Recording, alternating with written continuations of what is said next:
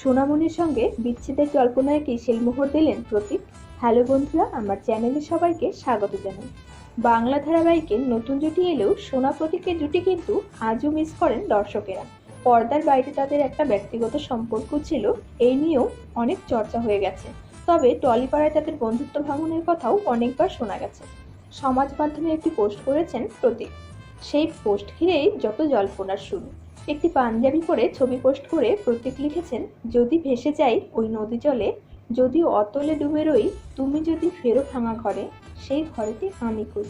প্রতীকের এই পোস্ট ঘিরে শুরু হয়েছে তাদের বিচ্ছেদের জল্পনা।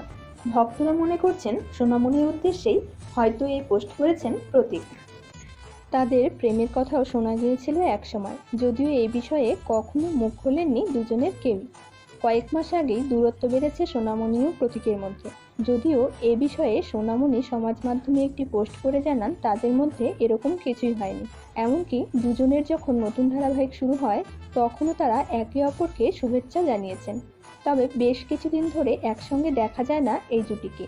প্রতীক এই পোস্ট করার পর নেটিজেনরা প্রশ্ন তুলেছেন, তাহলে কি সোনামণির উদ্দেশ্যে এই পোস্ট?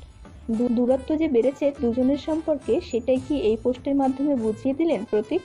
এর উত্তর অবশ্য অভিনেতা নিজেই জানেন। তো বন্ধুরা, ভিডিওটি ভালো লাগলে ভিডিওতে লাইক করে পরবর্তী ভিডিওর জন্য চ্যানেলটিকে সাবস্ক্রাইব করে রাখবেন। ধন্যবাদ।